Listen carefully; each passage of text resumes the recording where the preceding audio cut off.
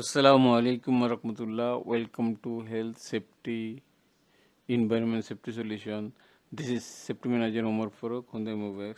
Today I will discuss ISO UK Managing Safely version 5.0 Module 4. Module 4 Key Learning Point.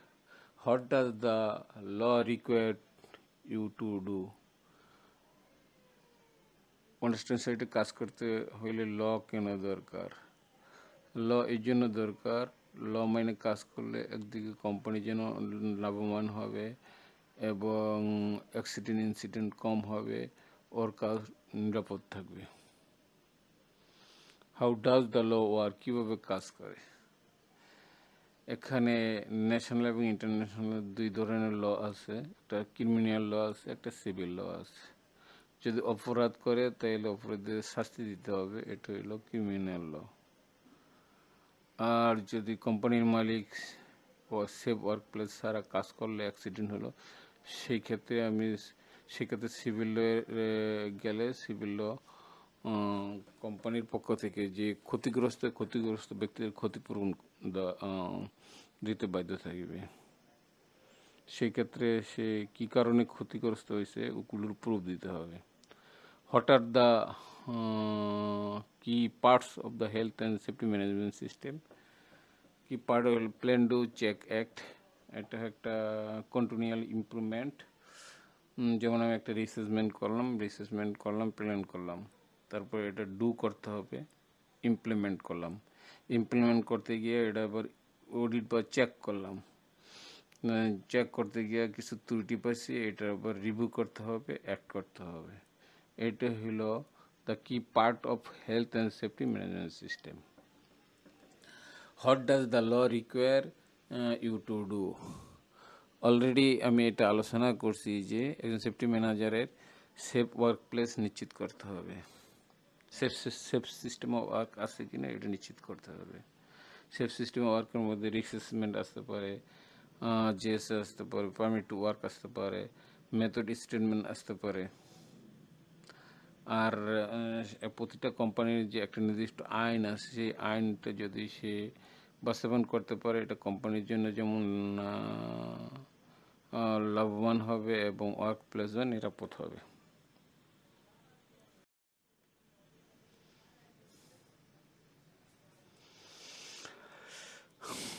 Every country has a legal law for health and safety.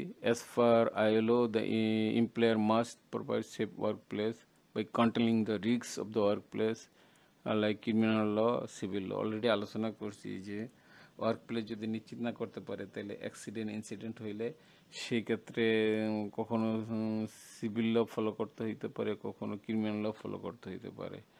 সে যদি legal লটা follow না করে তাহলে তাকে প্রথমে improvement notice দেওয়া হবে। Improvement নোটিশটা কে দিবে? Enforcement agency give suggestion to improvement health and safety using improvement notice during 21 days।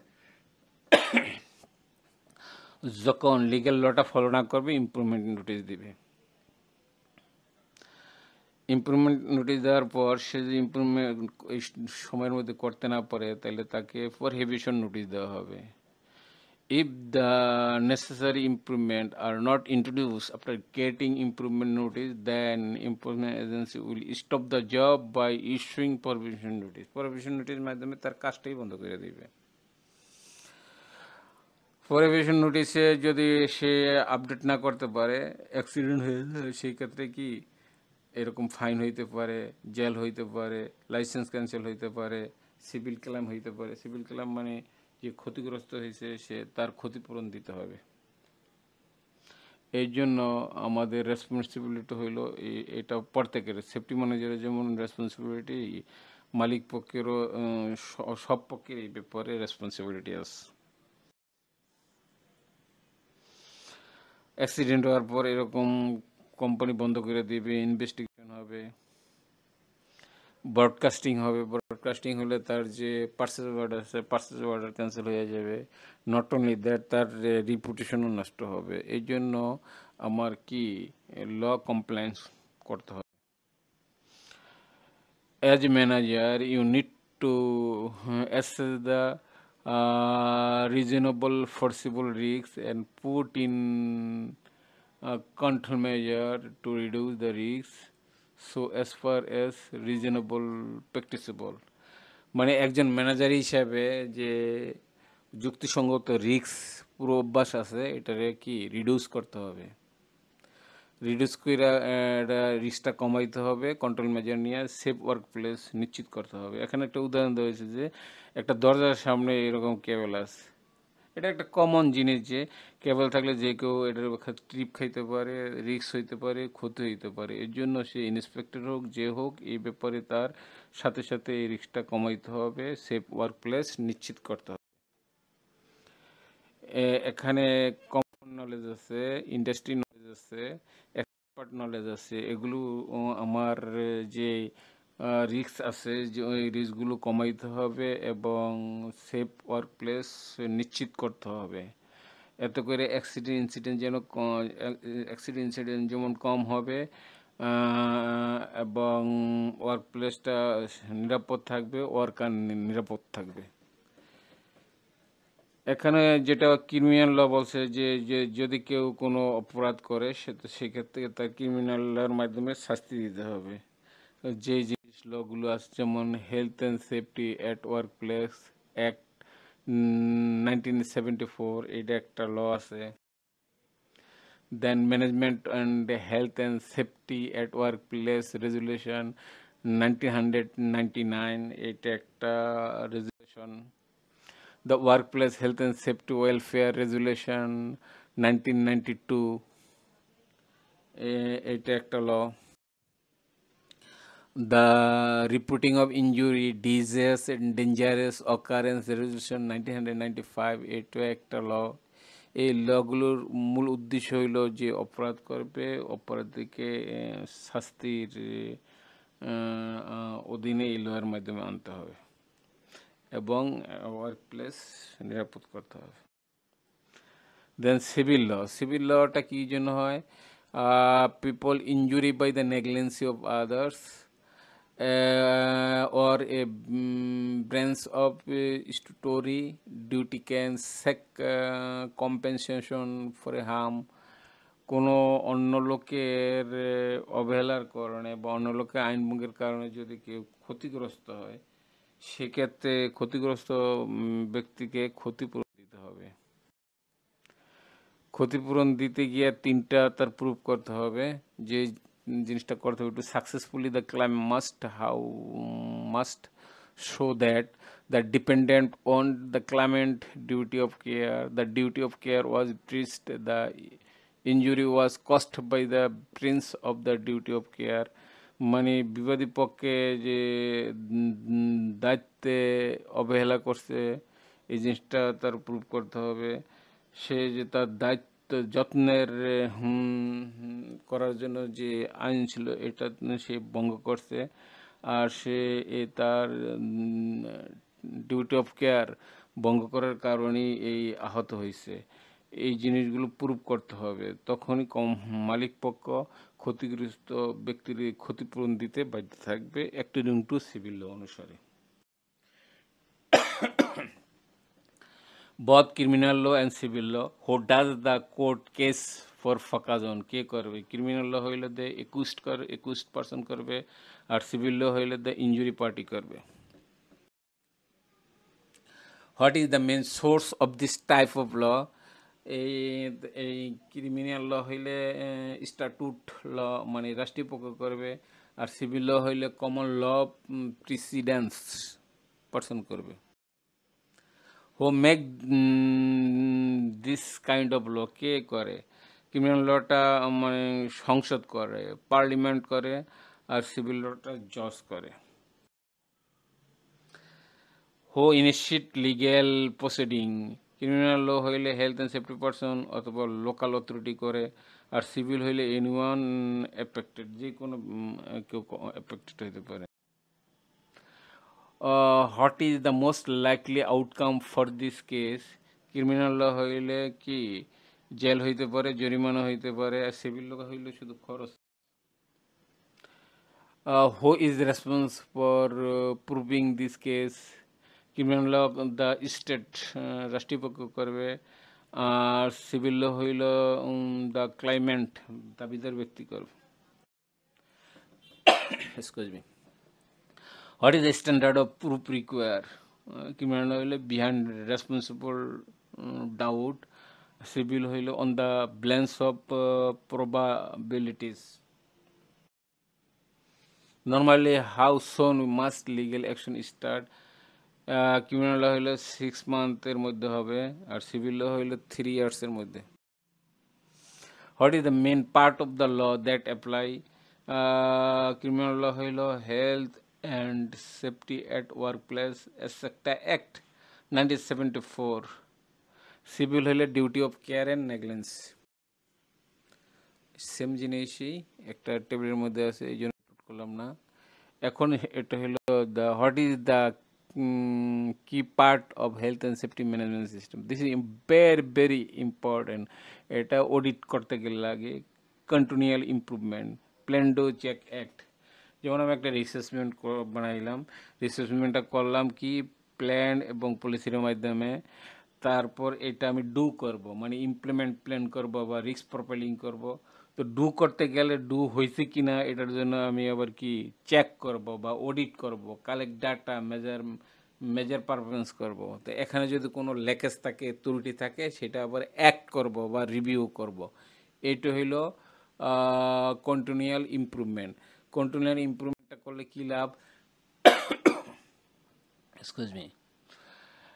Continual ইমপ্রুভমেন্টটা করলে আমার যেমন আইনটা এবং অন্য প্রয়োজনগুলো কমপ্লাইন হবে এবং helping you to delivery the পলিসিটা সর্ব করতে সাহায্য করবে, এবং হেলথ অ্যান্ড সেফটি তো উন্নত হবে, মানে রিস্ক কমে, রিস্কটা সেফ ওয়ার্ক প্লেস হবে, অ্যান্ড প্রোভাইডিং কম্পিটিটিভ এজ এবং সুযোগ সুবিধা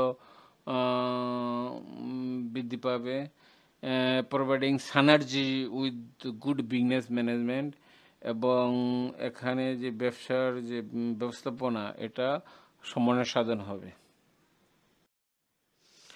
আচ্ছা, আমরা যে প্ল্যান ডু চেক অ্যাক্ট যেটা আলোচনা করছিলাম, এখানে এটা একটু বিস্তারিত আলোচনা করব।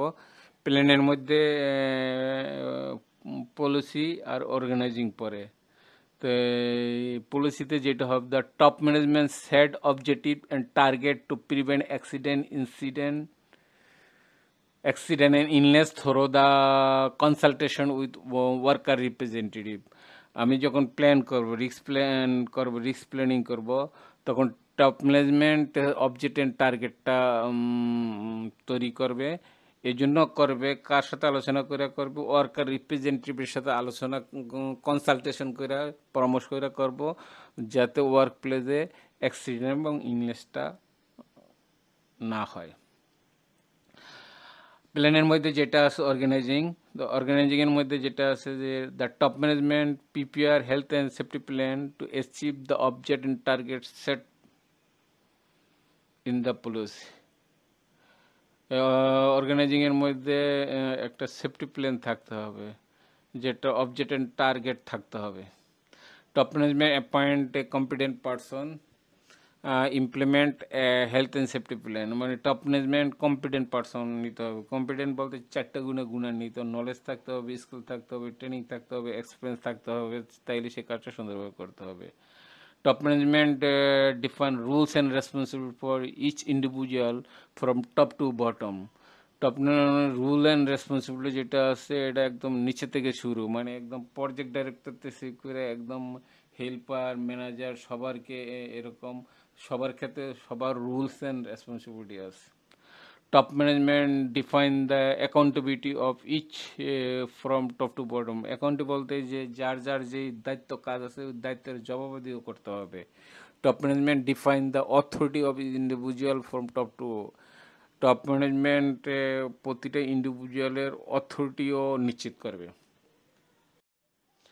এখন হইল প্ল্যানিং অ্যান্ড ইমপ্লিমেন্ট, যেটা ডু বলি। প্ল্যান গেল, এখন ডু এর মধ্যে কী করবে? Implement health and safety plan. Health and safety plan যে আমরা তৈরি করছিলাম এটা বাস্তবায়ন করবে। Carry out risk assessment for each activity, প্রতিটা কাজের জন্য রিস্ক অ্যাসেসমেন্ট ক্যারি করতে হবে, যেটা আমরা রিস্ক প্ল্যানে করছি এটা এখন ডু করতেছি। Follow the legal requirement health and safety, এবং লিগ্যাল হেলথ অ্যান্ড সেফটি আছে, যেমন সিভিল ল, মানে আমার যদি অ্যাক্সিডেন্ট ইনসিডেন্ট হয় তো কখনো ক্রিমিনাল লয়ের রেজাল্টটা নিতে হইতে পারে, কখনো সিভিল লয়ের সেলটা নিতে হইতে পারে, যাতে অ্যাক্সিডেন্ট ইনসিডেন্ট না হয়। এই জন্য follow the legal requirement for health and safety, legal রিকোয়ারমেন্টটাও খেয়াল করতে হবে। ইভ্যালুয়েশন বা চেক, অডিট করতে হবে। Audit, excuse me, the auditor will check whether the objective and target set in the policy achieved through active and reactive monitoring. Auditor যখন audit করতে যাবে, সে যে অবজেক্টিভ টার্গেট করছে এটা কি বাস্তবায়ন হয়েছে কি না, এটা কি অ্যাচিভ হয়েছে কি না, সেটা কখনো সে অ্যাক্টিভ মনিটরিংয়ের মধ্যে করতে পারে, রিঅ্যাক্টিভ মনিটরিংয়ের মধ্যে করতে পারে। আর চেকের মধ্যে আর একটা যেটা edit, it is the process of checking effectiveness of health and safety management system. চেকের মধ্যে দেখতে হবে যে আমি যে রিস্ক অ্যাসেসমেন্টটা করছি এটা ইফেক্টিভনেস আছে কি না, এটাও আমার কি নিশ্চিত করতে হবে। তারপর যে আমি যদি অডিট করলাম, চেক করতে গিয়ে কোনো লেকেজ পাই, অ্যাকশন ফর ইমপ্রুভমেন্ট করতে হবে। Action for improvement will taken for any loopholes mistake, কোনো দুর্বলতা থাকলে সেটা আমার মানে চিহ্নিত করতে হবে এবং রিভিউ করতে হবে।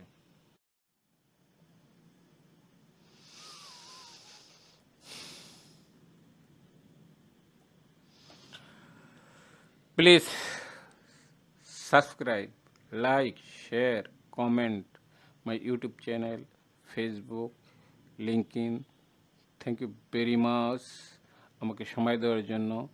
আমার আলোচনায় কোনো লেকেজ থাকলে অবশ্যই আপনারা কমেন্ট করবেন, আমাকে উৎসাহিত করবেন। Thank you very much.